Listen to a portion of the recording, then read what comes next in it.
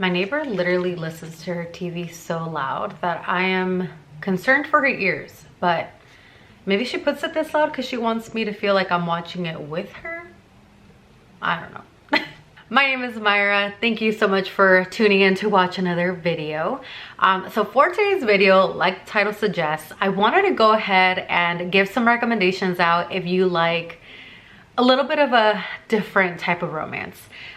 In particular, I am going to be talking about like shifter romance, alien romance. So yeah, don't knock it till you try it. That's all I'm gonna say. But I'm gonna go ahead and jump in with the very first author that I have to recommend, simply because I've read, I think at this point, like 9 of her books. So I feel like I know a little bit more about it. So the first one that I would have to mention is Ruby Dixon and her Ice Planet Barbarian series. Now, Ruby Dixon has a lot of books out, and I think she, like the first book in the Ice Planet Barbarian series, I want to say she published like in 2014. Not 100% sure, but it's been a while. Now, I just found Ruby Dixon probably 2-3 years ago, but I really like her books. I honestly, at first I'm like, alien romance, like how does that even work? Like I don't get it. I get it now. Like I do get it. It's interesting. It's definitely out there. It's different, but they're really fun. And I find that these books are really good if you're looking for just like a quick read, if you are in a reading slump, if you kind of need like a refresher. So say for example, if you're reading a lot of like a genre, but then you need something in between to kind of like press that reset button, I find her books are really good for that. Now, with that said, that is not a diss or anything towards her, because I really enjoy her books and I have a really great time reading them. Lately, I've been listening to them because I did actually find that a lot of them were available on the Libby app on audio. So I've been just kind of listening to them while I'm cleaning or driving or, you know, reading on the treadmill, whatever. Like I've just kind of been listening to her books here and there. But basically the Ice Planet Barbarian series in particular follows a group of women that are abducted from Earth. Now they're abducted by these crazy, horrible aliens, and their spaceship actually ends up crash landing into this planet, and the aliens leave. So they pretty much detach that part where they had the women in, leave it there to leave, fix the ship, and then come back and take the women back with them. Now, the women, obviously, because of how horrible these alien men are, they're like, we can't just sit here and wait for them to come back. Like, we need to like see if there's life here. We need to see how far away we are from Earth. Like we have no idea really what's going on. And of course, they're also grappling with the fact that they just found out that aliens actually exist. And so the main girl that pretty much takes charge of the whole group, her name is Georgie. She ends up going out and trying to look for help, and she ends up stumbling on this huge blue alien. Pretty much picture Avatar. So these are described as like 7 feet blue men, but they look like a man, but you can still tell that they're like alien, because they do have like a tail and stuff. So again, think Avatar. But she ends up stumbling upon them, or one of them, the main leader from them, and builds a romance from there, because they end up finding out that they have to get a kui inserted into their bodies, which is pretty much like a parasite, in order for them to be able to survive this planet. The only thing is that the kui will also vibrate or like resonate when they find their soulmate. So it is like fated mates. And every single book follows a different girl that landed on this ship and a different tribe member of this like planet. So pretty much every romance, that's how it is. It's a couple per romance, but you do get to see who the next book is going to be about before the first book finishes, which is great because these books are like around 300 pages. So again, really quick reads, and they're fun. There is a lot of spice, a lot of smut in these books. But actually some of them, like especially recently, I read one of them where the heroine was deaf. And so they had to learn how to communicate. Even though they had like resonated, they were mates, like they had to learn how to communicate. So that one was actually more like slow burn, because it didn't get like spicy or anything until like 70 or so % of the book. And then you have another one that I recently read where the heroine was sexually assaulted by the horrible aliens that initially abducted her. And so she's very scared of being around men. She's very paranoid, like she doesn't want to be like alone with anyone, like she thinks someone's gonna want something from her. And plus she also, like back on Earth, she used to be a foster kid and she didn't have the best experience in the foster care system, and so she has to work through that with her fated mate before they're even comfortable getting to, you know, a physical level. So there is like some, you know, substance to these books. It's not just like pure smut, but again, alien smut. Don't knock it till you try it. I didn't think anything of it and I ended up really liking them. So I think at this point, yeah, I've read like 9 books. I'm in the middle of reading another one right now. So they're just really great quick reads. The next author that I have is Tessa Halley. Tessa Halley is a new to me author. I actually read Twilight of Embers by her and am very patiently awaiting for her next release, Midnight of Ashes. And this is a dragon shifter romance. I freaking love dragons. I think dragons are so badass. And so in this particular one, you have the heroine who, the story starts with her parents being murdered. And she's a very young child, so she has no idea who did it. She doesn't see who does it. She just knows her parents are murdered and she sees her parents dead after the fact. Due to her not having parents though, she ends up getting put into the foster system, and when she eventually hits 18 and it's time for her to go to college, she is going to a college in Northern California. So when she arrives at this college, she ends up stumbling on like with this guy, like they crash into each other or something like that, and they end up kind of like clicking, but he can tell, like she can tell that he's kind of being like really kind and really friendly with her, but she doesn't really know why. And the reason for that is because he was able, his name is Knox, he's able to tell that she is also a dragon shifter. Now the heroine has no idea. She doesn't know that she's a dragon shifter. She doesn't even know that exists, right? And it's not a spoiler because you literally find out right at the beginning. But yeah, so she ends up meeting him and he's really protective of her, wants to be around her all the time, and he ends up introducing her to like his brothers. He does have a twin brother, but the rest of the brothers are like brothers by choice, and they all are very protective of her, and she finds like that she's really attracted to all of them, but she feels weird because she's like, no, I should technically only be attracted to Knox because he's like the first guy that I met. And so she's having all this inner conflict, and the guys are like, it's okay, like it's fine that you want to be with all of us. If anything, we're okay that you want all of us. And it's because it is a white choose and they're all her mates. She doesn't just have one. She has, I think it's 5 guys total, 5 or 6. They're all her mates. And so she has to go through this whole revelation. Now, book 1 ended up on a cliffhanger because even though it's a dragon shifter romance, there's like mafia type elements to it. They're not in the mafia, but they do have money and there is like rival shifters. And so there is still that like similar mafia vibes, even though they're not in the mafia. There's like a club scene. There's like all these things, and it ends on a cliffhanger, and I'm just like, how could she do this to us? And I do know there's gonna be a total of 3 books. So the next book comes out at the end of April, and then the next book comes out in July. Yes, July. So that was the dragon shifter romance. And she has Spark of Fate, which is another shifter romance, but this time it's wolves. So in this one, you have a heroine, and at the start of the story, she is on her way home with her sister. Her sister picked her up from a concert, and they get into this horrible accident where unfortunately her sister passes away. And now she has this guilt because her sister wouldn't have been there if it wasn't for the fact that she was there to pick her up from the concert that she attended. So she has survivor's guilt, and on top of that, she was adopted. She feels like her adopted parents don't love her anymore since their biological daughter is the one that passed away.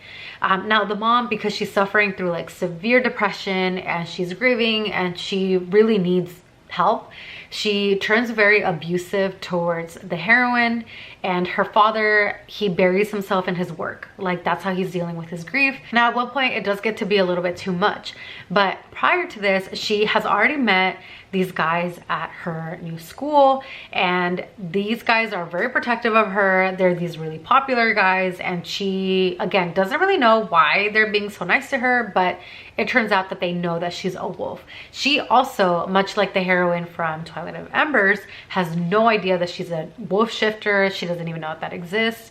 And so when things get to be too much at home, the alpha of the pack, which happens to be one of her fated mates' dad, ends up telling her dad, hey, how about while you get your wife help, I take her into my community and we will take care of her. I take full responsibility for her. And the dad agrees. And so now she's around all these guys who love her and like want to be with her and they're fated mates. But there is also rival wolf packs. There's this whole like head, or like you can say like a board of like the wolves that they all want to come and meet her, because it turns out that not only is she a wolf shifter, but she also has powers. Now, these powers that they have though are while they're in their human form, not in their wolf form. And she is super powerful, and because she's also a female, she's very coveted, and it could be that they might try to take her away from this pack. And so there's this whole mystery to it too, because now she's finding out, obviously, if she's a wolf, then one of her parents or both of her parents were wolves. So now they're trying to find out, where did you come from, who are your parents, and why did they give you up?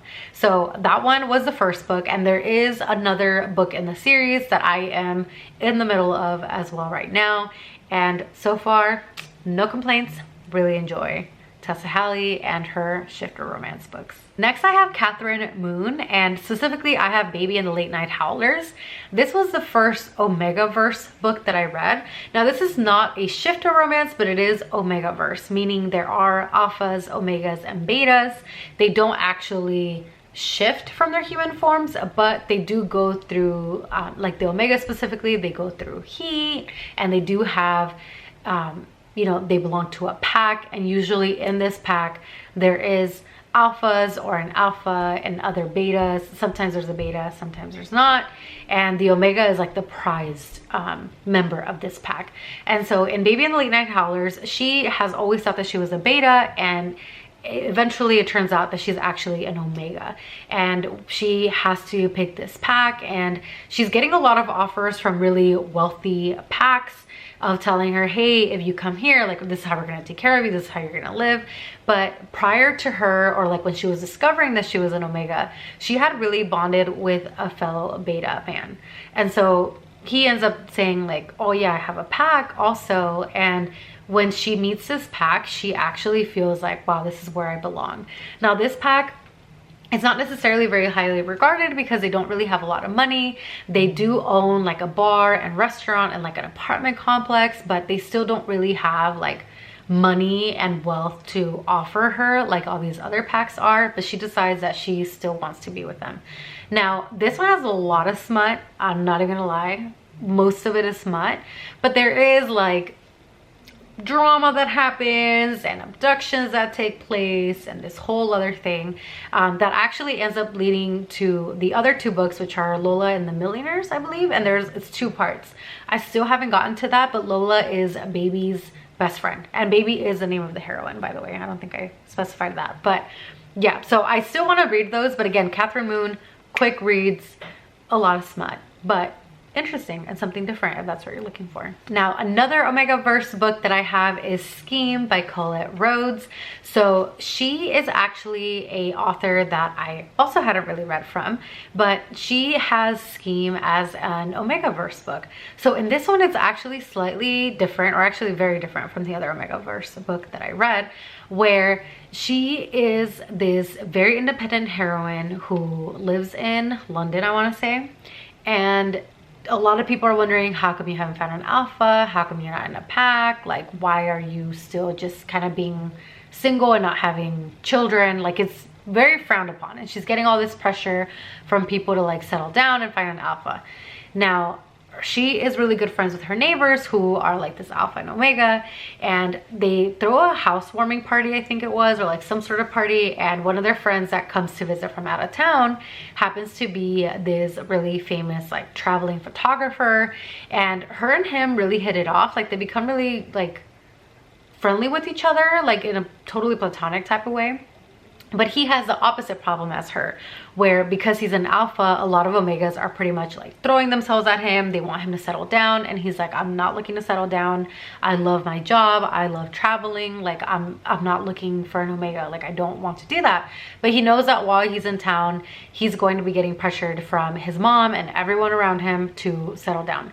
And so they end up striking up a deal of saying, hey, I'll be your alpha, like I'll take care of you, I'll protect you, and then you can be my omega, so that other omegas and other people know, okay, I'm like courting someone, so like stay away from me. And so they end up striking up that deal. Obviously things lead to more. They get to know each other. They have a lot of things in common. They're both very independent people.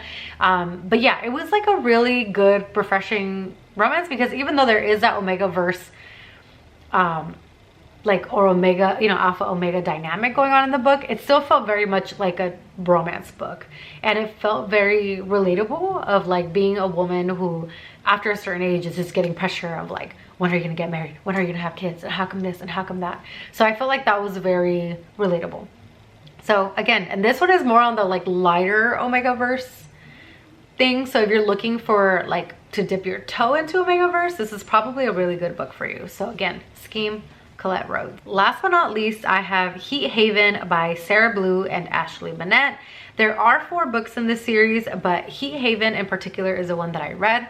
This one, again, a very different omegaverse. In this one, you have the heroine who she is going to the center, because at this place you end up getting or choosing a pack that you want to, or not even a pack, but you start choosing members that you want to go into heat with.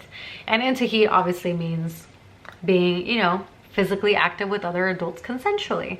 And so she ends up going to this place where she's going to meet other alphas and see who she kind of wants to have her heat with in a safe space. And while she's in the elevator, she ends up riding up the elevator with this alpha who's there to find an omega, or to possibly be selected as an alpha for an omega's heat. And the elevator gets stuck. Now when this elevator gets stuck though, and because they've been making conversation and they're both very attracted to each other, things happen in the elevator. And later on in the story, when she has to pick her alphas, he ends up being one that she ends up picking. And it just kind of goes from there. Now, it's never supposed to leave the center. Like the center is just kind of where things are supposed to kind of take place, and then everybody kind of goes their own ways. And maybe when the omega goes into heat again, they can kind of reconnect. But it ends up not leading to that, because they really connect, they really enjoy each other's company, and so that's where the romance kind of continues. But this one was another omegaverse book, again very different from the other 2, like totally different settings, different scenarios. But if you're trying to go into omegaverse, again, Heat Haven, another really good pick. So with that said, these are all the recommendations I have for you. If you're looking for either alien, omegaverse, or shifter romances, these are all some of the books and authors that I've really enjoyed. Thank you so much for taking the time to watch this video, and I will see you in the next one. Bye.